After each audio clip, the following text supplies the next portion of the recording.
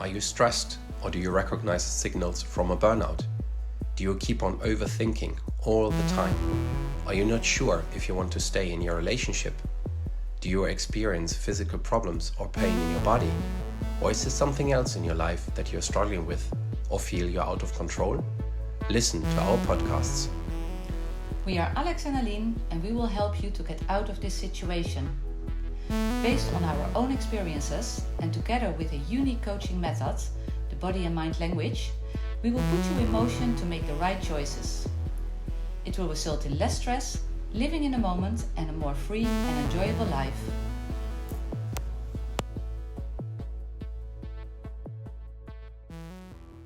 We gaan gewoon. Shall we get started? We shall get started. Welcome to our Welcome. video 18. 18. 1-8. That means our sessions are officially in adulthood. 18. 18. I was very curious what you were going to say. But yeah, okay, we are. Alex with this crazy Well, idea. that's true because we are growing up. We are growing up.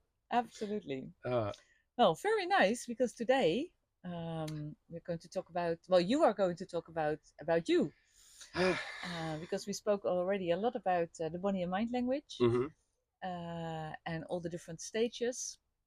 Last time we spoke about what it brings me. Yeah. So how does Beautiful it work? steps. Thank you. No, indeed. How does it impact your life? What does BML bring you? The body and mind language. Oh yeah. God, it's so much. I mean, first off, to be honest, what body and mind language does for me is, whilst learning it, also releasing old topics, old energies, even to a traumatic level, from past childhood experiences, relationship with my parents, family stories, whatever, step parents, step grandparents, because I had it all, foster parents. I mean, it was everything was there. Yeah. So it really has that power.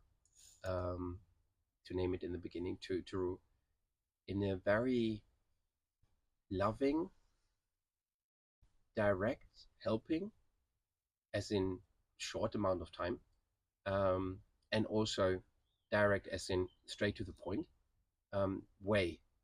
This is how I would describe it, because I had, for the same experiences from the past, already what you call that in English? In Dutch we say gesprekstherapie, just like talking sessions, with a psychologist. Yeah. And she said, well, Alex, back then that was, how old was I? 19, 20? No, sorry. No, God, no, 23, 24. Okay. And I still carried a lot of shit around with me. And she always said, after half a year talking sessions, once a week in the beginning and then every second week in the end, she said, Alex, you're fine. You function, you can laugh, you can sleep, you function. Yeah. To that regard, I can't help you really any further. Yeah. There's nothing coming out. We tried now for half a year, but it's so stuck. I don't know what to do, what else to do. Nowadays, I know that we have a dear friend, a psychologist as well. She has different techniques, Karin, and she has different manners of doing that, not only talking, but combining a lot of other things with that talking. So that helps already immensely. Yeah. And I can only say that's perfect. And I hope Karin really continues on her journey, because that's added value for a lot of people.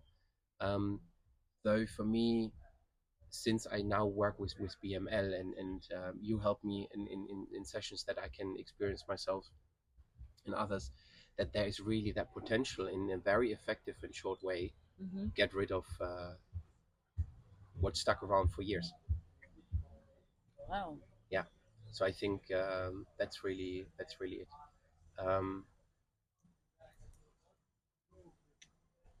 And how does it? So what for you makes the body and mind language different than therapy sessions or maybe other things that you did in your life so far to get, because we also talked a lot about your past and what happened, because it was really severe and traumatic.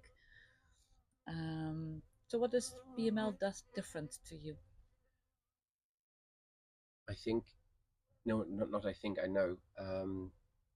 One of the things is the key difference is really for no, sorry, this is how I should say it. For me, with all of the past experience, what I kind of started was cutting off feeling and the rest of my body, let's say, totally from the rational mind, from thinking. There was a cut. It was like separate entities. Right.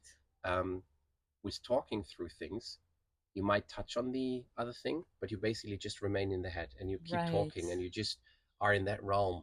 Right. And you always try to get over to bridge it and to get over to the other rest of you, but you don't get that. You don't get there. Exactly. There's like, and you get frustrated, you get annoyed, and then you fall back, and then you block it because it's like, oh, I've tried so many times, and then after a time it bubbles up again. So you try again, but it's not working, and you are in the cycle of not getting anywhere. And with BML, that was all of a sudden it was gone, right? Because there was, instead of trying to bridge it, we first went to the other island, which is your body, and from there could easily bridge back into rational mind. So on a very high level, this is basically, we're doing it the other way around. And that really helped me because for the first time ever, I was first seeing what comes up in my body, what kind of posture, what kind of topics are coming up. The associated feelings with that were easily relieved and released, and I could feel them and I could work through them, let them go. Not let them go, it's more giving them a place, I think. Yeah. Accepting. And then accepting it's there. It has been there. Exactly. Yeah. And accepting it's there for a reason. Yeah. It had its purpose, but now let that whatever you had with it go and just gives that feeling the place. Yeah. And then in the last step, you understand it. And that's, at times we joke around and say we do it through the back door, but it's in essence what it does. And I think that really helps me. That's the big change with BML, with body mind language, where that's really for me at least, and I think a lot of other people who might fall into that, I don't want to say category, who might have similar things to deal with. Yeah. This is really where it can help. Absolutely. And the only thing that it asks, in a very loving and forgiving manner, because you have the rest of your life to work with it. You can, it's really forgiving as such. The technique, it doesn't ask for a lot. Just be open. I think just be open. Yeah. and a bit and lean in. I think try to lean in.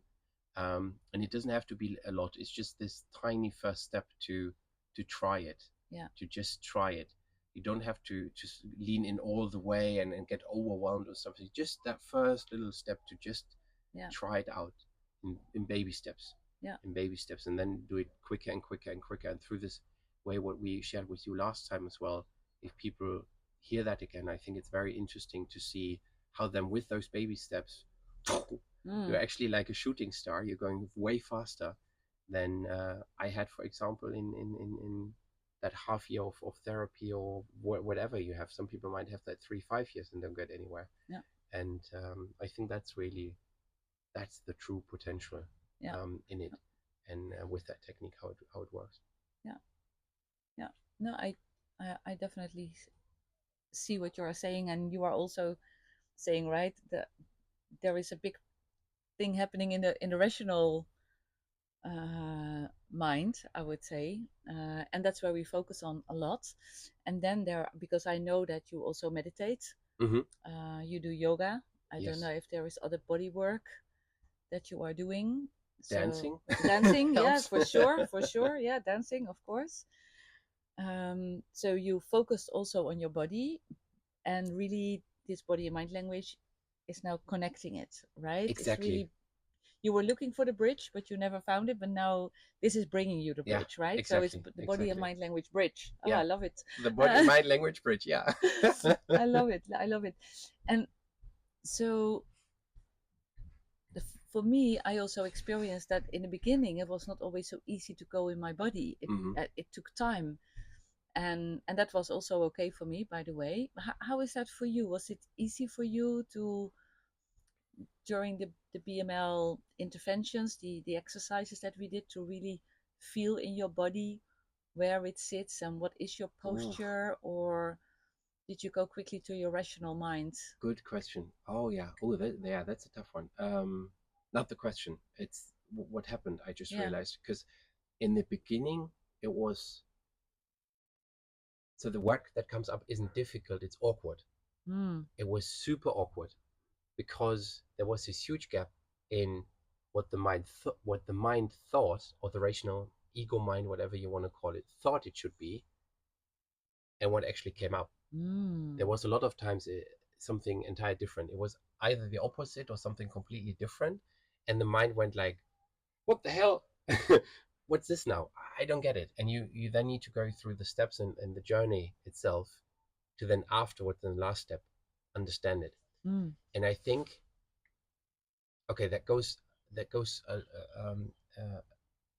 quite far now, but if you and the listeners might stick with me there for a moment, in doing that, is don't start with your rational mind. If you get stuck there and you don't get any further, try the rest of your being, let's say, and with body mind language we do this through the body, and then see what comes up. And we are sitting actually more, I think, in our right hemisphere.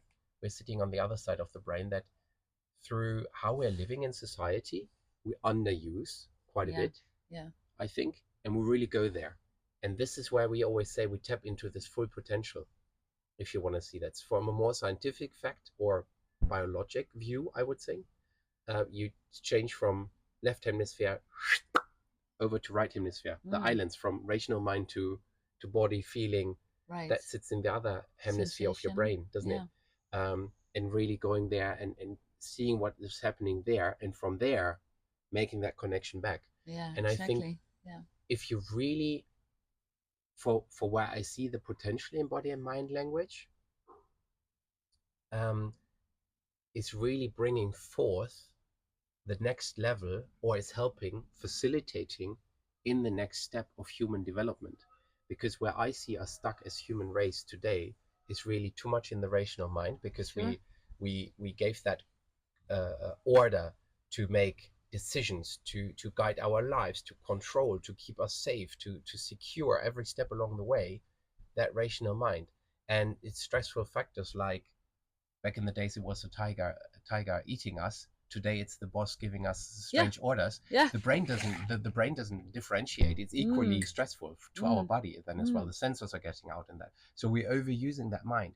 Whereas if we integrate and try that more with the right hemisphere of our brain, where a bit of language sits, but really pictures, visualization, the feeling centers also are connecting quite a bit on that hemisphere, and others, where creativity really sits, is getting through that and then connecting it back and really making this symbiosis that eventually both can live in harmony, and you can switch easily from one side or the other.